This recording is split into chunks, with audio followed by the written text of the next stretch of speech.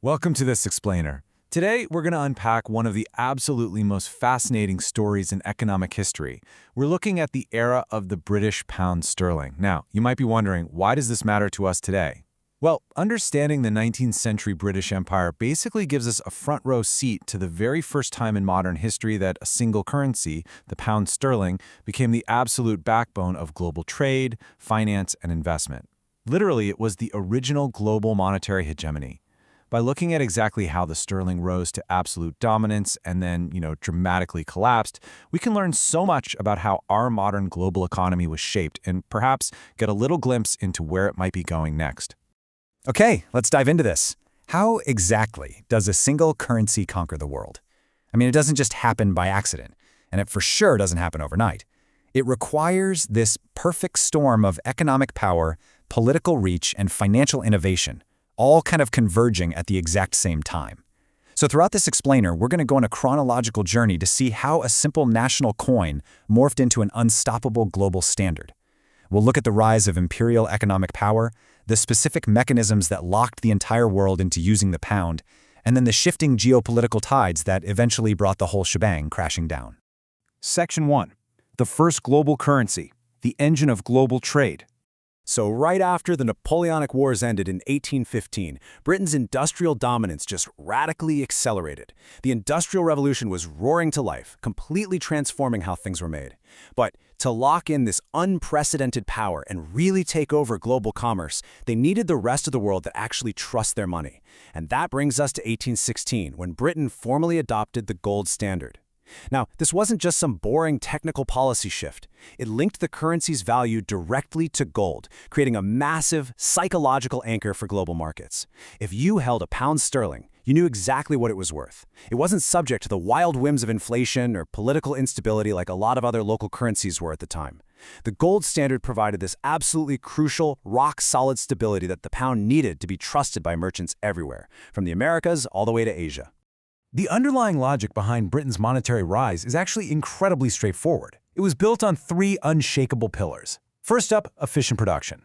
Thanks to the Industrial Revolution, Britain was just literally making goods faster and better than anyone else on the planet. Second, massive global exports. They were shipping these manufactured goods out to every single corner of the globe. But third, and honestly perhaps most importantly, they had vast trade routes completely protected by naval supremacy. At its peak, the Royal Navy was larger than the next two largest navies combined. Think about that. They made the goods, they moved the goods, and the Royal Navy ensured absolutely no one could disrupt those supply chains. When you're the one producing and shipping everything, it's pretty natural that you dictate the terms of payment, right? British money became practically unavoidable. And this brilliantly illustrates the network effect. Let's imagine you're a cotton trader sitting in Bombay in the late 1800s, and you're trying to do business with a manufacturer thousands of miles away in Manchester. If you try to use the absolute chaos of local, constantly fluctuating currencies, the transaction is incredibly risky. It's expensive. So what do you do instead? You settle your transactions smoothly using a bill of exchange denominated in pound sterling. It's reliable and it's fully backed by the gold standard. And here's the real magic of the network effect. The more merchants in Bombay or New York or Cairo use sterling, the more valuable and convenient it became for everyone else to just adopt it too. It completely unified global trade. But, a global currency needs a global headquarters. Section 2. London, the financial capital. We can really trace the foundational pillars of London's massive rise through a few key dates. It all started way back in 1694 when the Bank of England was established, which laid the critical groundwork for institutional trust. Then, by 1816, like we just talked about, the adoption of the gold standard completely supercharged that trust. Throughout the 19th century, London evolved into the ultimate, undisputed hub for credit, risk management, and capital. But I want to draw your attention specifically to a later event, the 1890 Baring Brothers financial crisis. Baring Brothers actually nearly collapsed because of some bad investments in Argentina. And this is a really crucial foreshadowing. It proved that because the entire world's financial system was so heavily centralized in London, a single systemic shock in the city of London could ripple out and literally paralyze the entire globe. Despite those underlying risks, London's power was absolute, mostly because it functioned as the ultimate global clearinghouse. Let me give you an incredible example from the source material to show just how deep this liquidity actually ran. Imagine an Argentine merchant is exporting a massive shipment of wheat to Italy. Think about that for a second. Britain isn't buying the wheat, and Britain isn't selling the wheat. It has nothing to do with the physical goods. Yet that transaction between Argentina and Italy was still often financed by a London bank, and the final payment was settled in pound sterling. London wasn't just participating in global trade anymore, it was the global financial nerve center actively processing it. Section 3. The ultimate reserve currency, a common financial language. Now, what's really interesting about this slide is how, between 1820 and 1914, sterling evolved from just being a handy tool for merchants into the ultimate reserve currency. It essentially became a common financial language held not just by everyday traders, but by central banks and governments all over the world. Just look at the cycle of dependency this created. If a government in a developing economy, let's say Egypt, wanted to build a massive port, or Argentina wanted to lay down a new national railway, they needed capital. Where did they go? They raised the loans in London, and those loans were, of course, denominated in sterling. So to pay back those immense debts over the coming decades, those countries physically needed to earn and hold pound sterling.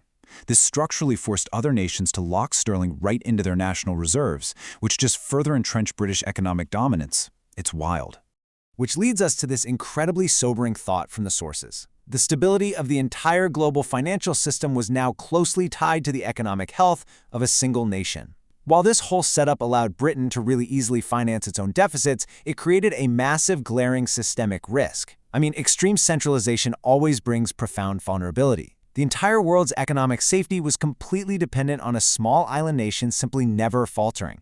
Let's move to and see how this builds into Section 4, the fall of sterling, a rapid collapse. History consistently shows us that empires don't last forever, and the decline of a dominant currency is rarely just, a single bad day at the markets. It reflects a massive shift in underlying geopolitical power. The world was about to change drastically, and here we can see the cascading dominoes of collapse. It starts with Step 1, World War I in 1914. To finance massive, unprecedented military spending, Britain had to borrow heavily, print a ton of money, and actually suspend the gold standard. The fixed, trusted value of the pound wavered, and inflation took hold. Then comes Step 2, which was a critical, unforced error. In 1925, Winston Churchill championed this disastrous return to the gold standard at the old pre-war value. It massively overvalued the pound. This made British exports way too expensive for the rest of the world, basically totally stalling their economic recovery, just in time for the Great Depression. Ouch. Finally, Step 3, World War II delivered the final crushing blow. By 1945, Britain's industrial base was totally weakened, its national reserves were depleted, and it had transformed overnight from the world's absolute banker into a massive debtor nation. So, the crucial point is the ultimate changing of the guard. Even before World War II officially ended, the Allied nations met to plan the future of the global economy. The result was the 1944 Bretton Woods Agreement, and this was the exact moment the torch was officially passed. The US dollar, backed by the entirely undamaged, booming industrial economy of the United States, officially replaced the pound sterling as the world's primary reserve currency. The era of British monetary hegemony was completely over, replaced by a brand new American architecture.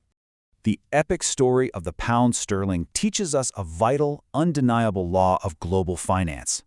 Monetary leadership strictly follows economic and geopolitical power. It was the first true age of globalized finance, proving exactly how trust, institutions, and connectivity can unify the entire world. But it also absolutely proves that no currency's dominance is permanent. The sterling fell rapidly when the geopolitical tides turned, which leaves us with a totally fascinating question as we look at our own modern global economy today. No currency lasts forever, so what comes after the dollar? It's definitely something to think deeply about. Thank you so much for joining me in this explainer, and keep learning.